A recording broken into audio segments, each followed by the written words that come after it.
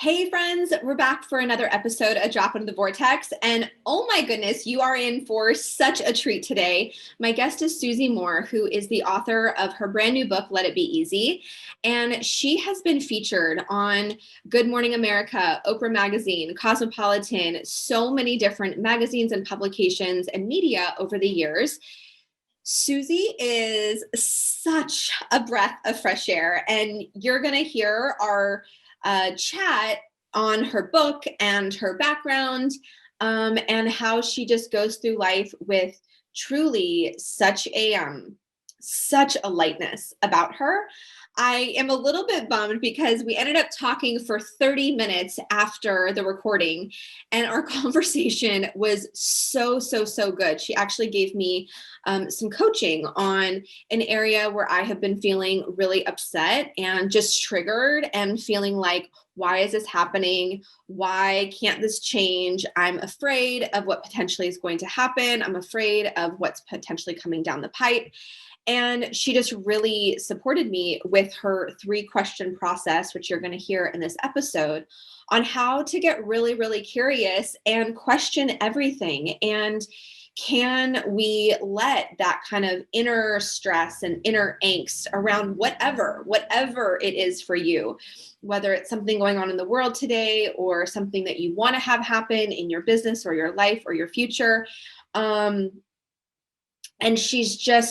she truly has this perspective of how do we experience more joy? How do we let it be easy at all times? And as she was talking, I could feel myself going, oh, yeah, there are these places inside of myself where I'm addicted to having it feel hard, or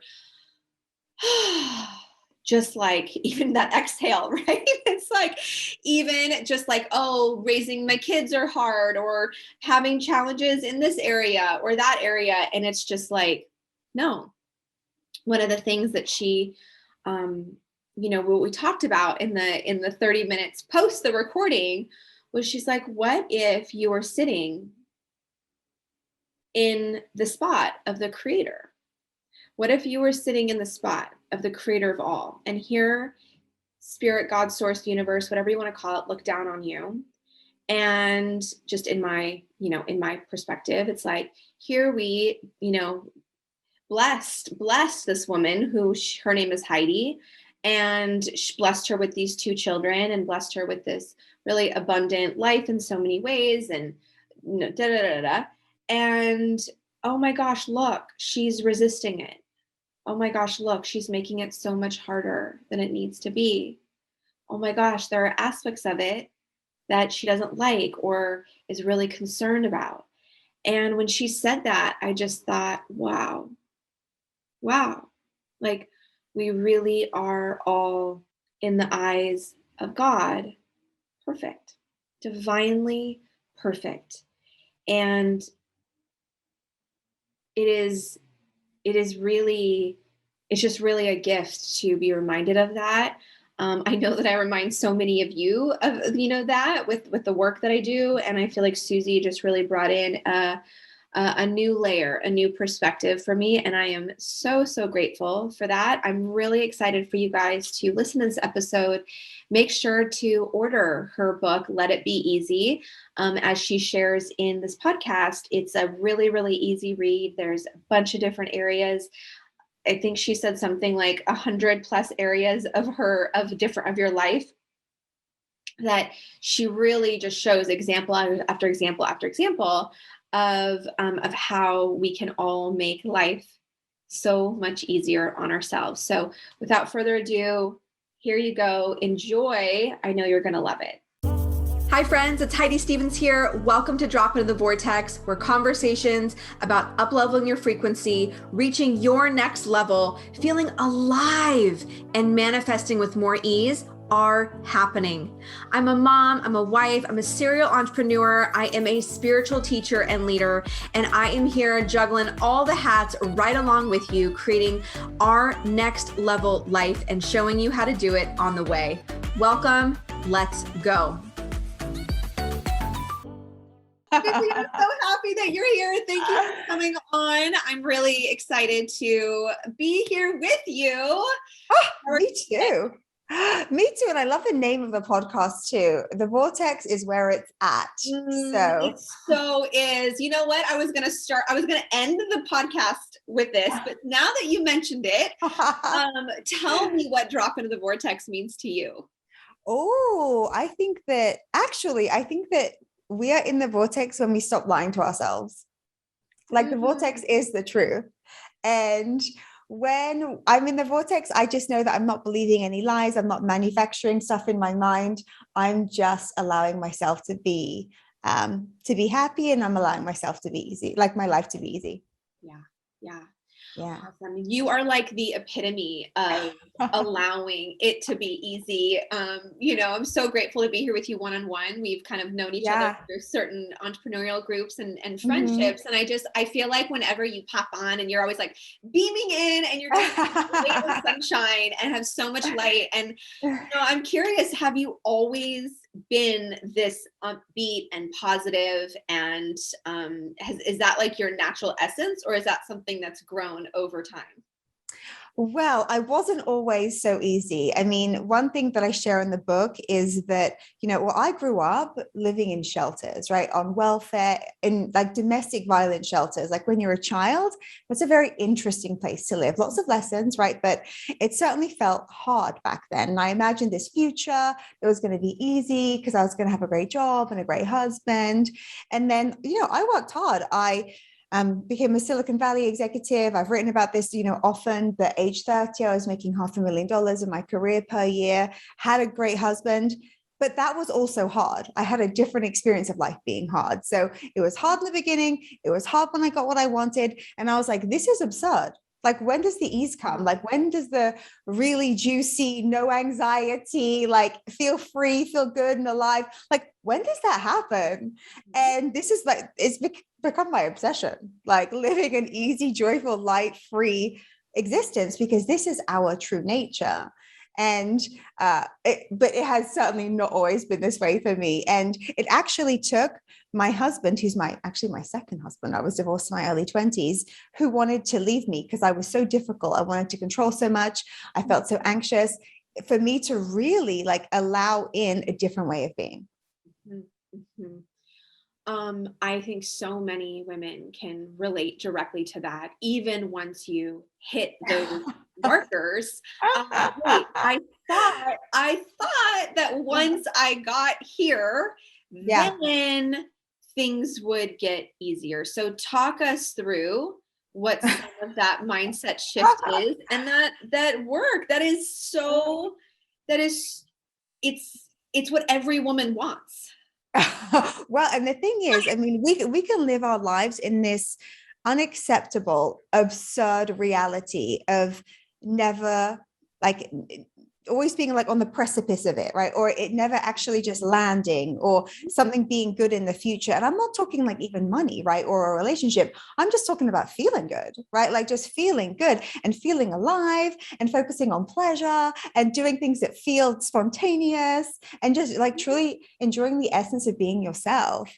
And like, it's interesting because I remember thinking, well, when I get my job, like a really great job, then I'll relax, right? And I don't even mean like I'll be so joyous and popping bottles all day, but I'll just relax. Like there'll be a level of just calm that overtakes my body. Didn't happen, right? Then after getting divorced, meeting, and marrying my now husband, who I love very much, relax. Nope, didn't happen. Then I'm like, okay, it's because I got to start a business, right? That's what it's got to be. And then I've got to like make $1 million.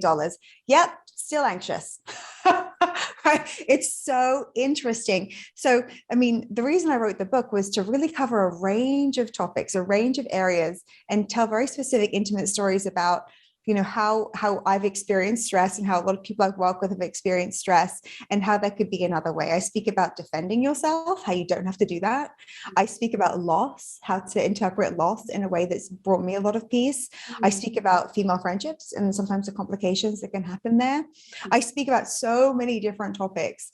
And when you kind of question the stress in different life areas, and whether it's actually real or imagined, you realize that you're not as stressed as you think you are. And it's imaginary stress that's running the show. It's like an illusion that's running the show. And the joke's on us if we never question it. So you wrote this book, Let It Be Easy. And when is it Yes. coming out? Oh, November 9th. Okay, so Yeah. everyone that's listening needs to go get this book, Let It Be Easy, because Susie, you are a walking, talking, like I know enough about you to know that you walk your talk. And what are in your experience and all your the studying that you've done and all the women that you've worked with, what are people's biggest resistance? Like, why do they fight letting it be easy? Well, we're taught some interesting things, aren't we now, Heidi? It's like, I say this in the book, I say ease needs a good lawyer, right? No one is defending ease, right? Because everyone will tell you having a business is hard, working for someone else is hard, having kids is hard, not having kids is hard, making money is hard, not having any money is hard, working is hard, not having a job is hard, right? Where it just makes me laugh every time I think about it because it's so insane. Like, it's completely insane what we're taught. Oh, every good thing requires sweat. Every blessing that you receive, you have to justify with hard work.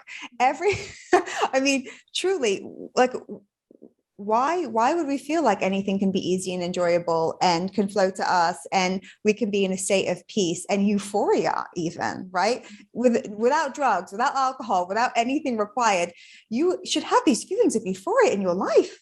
You look at the stars, you look at the ocean, you look at your best friend, you look at your dog, like, you can have this delicious full life experience of joy and just like the beauty, the love that's real, like that's what's truth, right? But the lies that we're receiving, that, oh, yep, look out, or even if you have something good happen to you, the first thought is like, oh, am I going to maintain this? Like, is next year going to be as good? Like, well, will I get another TV slot or whatever, whatever it may be?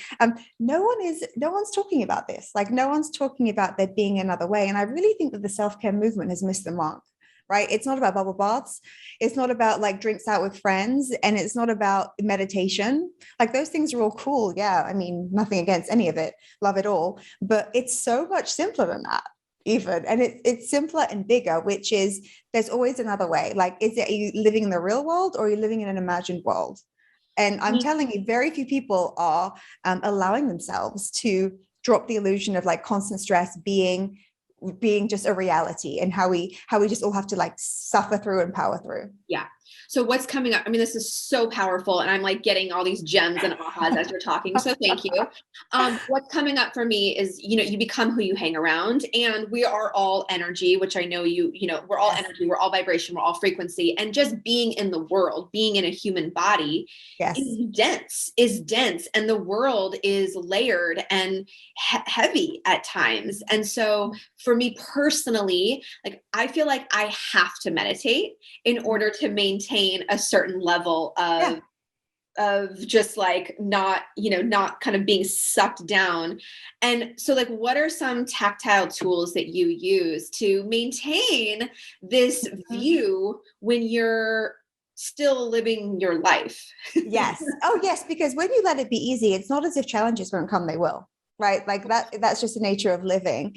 But you will be far better off and far more focus on creative solutions when you're not so stressed out. So now I would say I don't need to do anything regularly. I would say that I generally am in a good mood, right? So certainly not always, but generally speaking, I've come back to, I feel like just the truth, like the truth of everything's actually okay. There are so many, I mean, even just think to even be able to access a podcast to listen to this, there are many blessings in your life. You have a device, you have an internet connection. There's already many, many blessings that we overlook all the time, right? So the way that I kind of absolve stress or think about, how the tools that I use day to day with the Let It Be Easy specifically as a philosophy is when I see stress in my life or feel it, or there's a problem or a perceived problem, there are like 3 steps that I just keep coming back to, which are always just consistent and available and very, very helpful. So there's a perceived problem, right? They happen every day, right? So to all of us, to varying degrees. But if there's a problem, I feel my body like tighten, I can feel like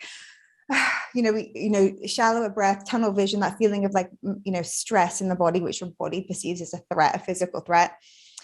3 questions, right? The first is, how serious is this really? Like often you can just laugh when that, like, oh no, like truly what someone leaves your team, right? I don't know. You find out that someone's not well, right? Sure. And look, these are, depending on your life, depending on how you manage stress, these can feel very, very serious, or they can feel like, okay, yeah, these things happen. Many, many things, right? So how serious is this really, first of all? Because in that pause, like there's already a space between you and the problem. Yeah. Right. It's because we think that we are the problem. Like we think it's us. There's no separation. So you think, how serious is this really? Secondly, and because often we have to take action on a problem, right? Or we make a contribution, we do something. The next question is, what's essential here? What's right? essential here? What's essential here? Ooh, that's good. That's good. Like down to like the nitty gritty is like what's actually happening and needs. Yes, love that. Okay, so good. Because we can go into a spiral, right? Like even if you hear like some bad news about something, you can go into a spiral, or even good news can bring stress, right? Like you have an opportunity, right? So what's essential here, and then thirdly, how can I let it be easy? How can I let it be easy? And the brain is so obedient that when you give it prompts like that, it has to follow through with like, how can I let it be easy? Oh, okay. So for example, even something small, like just say someone says, hey, do you want to do a talk on this thing next week? Someone pulled out, or do you want to step in for someone as a guest on live TV, whatever it may be. Mm-hmm. Okay. What's essential here? The only essential thing is that you show up and that you tell the truth. Like or even if someone says, can you present something, you can go, hey, look, can I make this a Q&A? That's how I could let it be easy, nothing to prepare. So there are so many ways, like your mind will come up with solutions, but not when you're stressed out. It shuts down your creative center. So how serious is this? What's essential here? And how can I let it be easy? And sometimes being easy is doing nothing, or just being loving, or just waiting and being patient too. The way that I'm hearing you speak is it feels like a constant coming back to not only the parasympathetic nervous system, but just like constantly coming back to alignment with what you're saying, like, truth, spirit, source, God, whatever you want to call it. It's like, it is really just coming home to what's available. And I personally, I think like my biggest thing that I'm constantly like overcoming is perfectionism, things needing to feel harder. And it was like in my cells as like a young girl. It's like, you got to work hard. You got to be super competitive. You've got to win. You've got to like that. I was a, super high level gymnast and then diver at UCLA. And then I went into commercial real estate before doing this. Similarly to you, like very successful. But like body was freaking out and had major health issues and adrenal fatigue and all the things. And it's like, it feels like just a constant like unwinding of my nervous system to go, it's okay to use your words, to let it be easy. It's okay to just look at the ocean and like be like connected on that level. It's okay to not do 100 gazillion things every day. But as I'm mother of 2 young kids, I love your 2 cents on this, because a lot of women that listen to this are moms. It's like, I often wonder, like, why can't I play more with my kids? Like, why can't I let being a mom be easier? Like, I love my work. It feels easy. I love my life. So we're so abundant in so many ways. But man, when it comes to just like being on the floor with my children, I'm just like, why does this feel so hard? It feels so hard. I know you're not a mom yet, but you've got some beautiful, I feel like you have a beautiful, yeah. I mean, do you enjoy the playing or you don't enjoy it? Because some parents just don't enjoy it, and that's also okay. They have different I strengths. don't really enjoy it, but I don't enjoy it, but there's something inside that's like, it's not You're like wasting I learned to time. enjoy it for a full-time job. Like I know I'm very clear that I'm not a Yeah. full-time mom. Yes. But in like the 2 hours or the 3 hours in the afternoon where it's my time with them, it's my time with them. It's like, I want to enjoy it. I want to let it be easier. Yeah. Well, first of all, I would think, look, some people don't like playing with their kids. Like some parents love it. It's what they do, right? And some just don't. They have a lot of other strengths, and that's okay. Like being easy is being yourself, right? If you're like, hey, look, I don't want to, like, well, I will watch you. Right. Or we could do something, maybe we could go to a movie to like, or whatever it may be. There are always other solutions, right? Like what's essential here, right? The two of you being together, you being with your kids, right? Like that's it. And whatever medium that takes or shape it takes, it's all good, right? So long as you're together, that's the only thing. But if you feel like you're wasting time, because I've heard people tell me this too, they're like, Peppa Pig and did it so dumb, and I've got stuff to do, and I get right, that I understand. I would say, like, what does playing with your kids mean to you? Like, what is playing? What do you think playing means? Or like, what's your interpretation of play? And then often it's just like, it feels very uncomfortable because there's no outcome. Right? Or it's like there's nothing, you're like not getting anything done. It's like there's a whole messy house and dinner to cook and like the whole thing. And I'm just like watching my kitchen as I'm like sitting here, like, playing cards or like Barbie. I'm like, oh my God. Like, I've got so, you see my to-do list, Grace? Do you know Harrison off? The way that I think about it too is anything that we do consciously is a spiritual experience, right? Like everything. And so even cleaning up, right? Or being with your kids, doing a puzzle, like whatever it is, I mean, just your attention or your curious, your ability to just be there, not perfectly, not like gung-ho, let's do the puzzle, but just being there, that's enough. Yeah. Like that's enough. You're a mother with your kids in the afternoon. What a lovely thing. Susie, what is your intention for women that read this book? What do you want them to feel, experience, receive? I would love anyone who reads this book to exhale, first of all, right? To feel like, and to also really let themselves off the hook massively in so many ways. And, often we just have this armor on all the time, right? And this is why I love giving very different specific examples in the book. So no chapter is more than 2 pages. Right? They're all super short, covering, again, think about that, 140 topics, right? Like life, we've got you, but my early readers, this is lovely. They say that they land on the page that they need. And I know that you have to read the book in a linear way. You can just kind of flick around and see what calls to you. But I feel like the right message finds the right person at the right time. And that whatever you're dealing with, truly in such a myriad of life areas, there is an easier way. And often it involves you just doing nothing. Like you doing nothing, you're not having to save everything, right? You're certainly not having to be perfect. You're not having to defend your position. You're not having to have the right answers. Just you being conscious, knowing that so much of the stress that you're feeling in a situation that feels scary, that can feel even dangerous in the moment, just isn't necessarily true. And if there's nothing to defend against or there's no threat coming at you, then how do you feel? Like you just feel like how you're supposed to feel. I have a question for you about how you are with your husband. Yes. In this. Does he totally, like, is he same energy? I've never met him. Yes. How do you guys bounce off each other with your bright and shiny self? Yeah.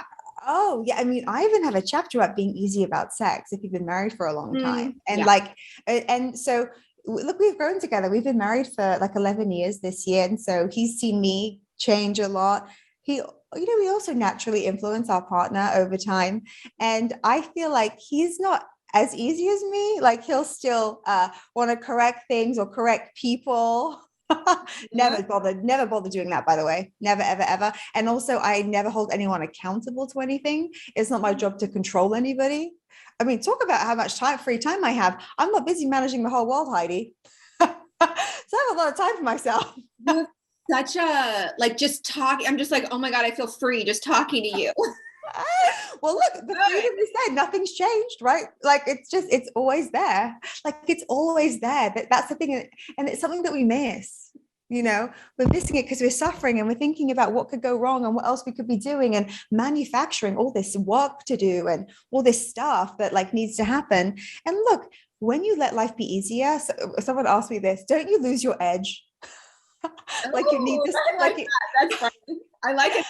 yeah, but like you need the stress to keep you going. Yeah. And I mean, it's already that I love that question. It's like, could you become too chill and like lose your edge?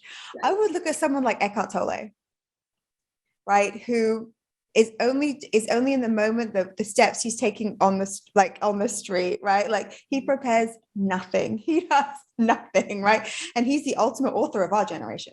Mm-hmm. Right? Author, influencer, speaker. I mean, is he stressed out? Never. Mm-hmm. Flights go wrong. He's late for Oprah. Da, da, da, da, da. He's just okay. This is what is. Like this is what is.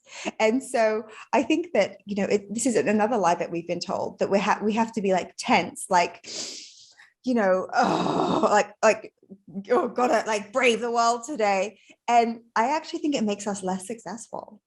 It makes us less successful. It makes us make less money. It makes us less actually attractive to be around. And I don't mean sexually attractive. I just mean to other humans, less magnetic, because stress energy, it repels us because we don't want it. So when we see it, we're like, no, not for me. And so if you can be a let it be easy, if you can allow this philosophy in, and you can just be more of your true nature, which is joy, right? Which is ease, then you're also just a magnet for things. Mm-hmm. And I mean, isn't that a lovely little secret to be in on? You probably don't know this. My signature program, my core I teach is called magnetic. So it's like you're speaking my language. There we go. Yeah, it's absolutely true. And look, Heidi, I'm so open. I have no college degree. I have no formal qualifications. I have, there are a lot of reasons that things shouldn't have worked out well for me. Yeah. Truly. And like nothing really in my favor on paper. But I know this truth. The truth I'm just sharing with you now, I know this. And that is the most powerful thing. So the thing that's coming up for me, and I feel like, listeners, like, how did she get like this? Like, how have you developed this? Have you worked with mentors, coaches? Like, what has been the process for you to become this? Like, you just, I was teaching in my course the other day that, we all see through a filter, and we, at any point, we can change that filter. We can change the perspective. Just like you're saying, you can just choose truth. You can choose a different way, but it takes a consciousness. It takes a decision to do that. And left to our own devices and left to our ego, we're just then replaying the old ways. And we're we're just bringing in the past to our future. And so what has been your internal process to let it be easy? Well, having had this kind of diverse life experience, right? So growing up in, quite unconventional settings, then creating a life of my own, living in America, and then still that not being the piece that I wanted. And then having, my introduction is like me going to therapy because Keith, my husband, wants out. He's like, I can't live with you. You're so difficult. Like I was so hard on him and myself. It was just my own suffering. I was sick of my own lying. It was your own version of your own rock bottom. It was like, I truly, I think the ultimate self-help is when we just stop lying to ourselves, and I was just sick of my own suffering, sick of my own stress. And I think that there's no teacher like that. And look, and I've consumed self-help for like 22 years now. Like I love it. I've read it all, heard it all, know it all, right? I love, like my library is my favorite thing. But without this missing piece of like, and just let it. It's not like be easier now. It's like, let it be. Like that's really the magic. And when you get so sick of yourself, when you've experienced a lot of different things and nothing is actually quite giving you what you need, you have to find, like, you're like, there is something else. There is another way. And really it's just like kind of dropping the armor, like dropping the clenched, body of everything has to happen. And I'm in control of that. And once you start questioning, like, is this problem real or imagined? Do I need to step in here? Does this need a commentary by me? Do I need to be involved? Is this my business? You realize how little you actually have to do, like how little you have to defend, how little you have to kind of go out there and make an impact. You kind of do it in your own quiet way, which becomes even more powerful and more loud. You are such an inspiration. I'm so grateful for you being here. You are, it's just so refreshing. Like, it's so refreshing. And I got so much personally out of this. So thank you for that. Oh. Is there any last words that you want to share with our listeners? I would just say that ease is available to you in any moment, truly in any moment. And I've had some difficult moments that in the book, right? Like there's some of the most difficult life experiences. Ease is available to you. No one tells you this. No one tells you this. It's kind of like this secret behind the scenes that very few people seem to access. And it's often much later in life. But hey, it's always the right time. There's no right or wrong, timing for this, but there is another way. It is available. And amen. And then think too, what ease already surrounds you, because there's so much ease, so much more than we realize. Maybe, for example, cooking, I even talk about this in the book, cooking is an area of stress for a lot of people. For some people, it's easy, right? So what are your ease areas? Like just notice them. Maybe cooking is easy for you. Maybe fertility was easy for you. Maybe writing is easy. Maybe, putting together elegant outfits, like maybe speaking two languages or whatever it is. Ease surrounds us. Ease is 90%, 99% of the truth, but we just like to zoom in on that 1% or that 5% of things going wrong. What if we just question whether or not we had to do that? Like, what if questioning, looking for where it's easy, looking for the places of just immense gratitude where it is always so easy. And what I love what you said is no one is talking about this. Like, thank you for talking about this and for giving women and men permission to be in the joy of their life. Mm-hmm. And I'm like, yes. Talking about it. It's so good. Thank you for coming on. Thank you so much, Heidi.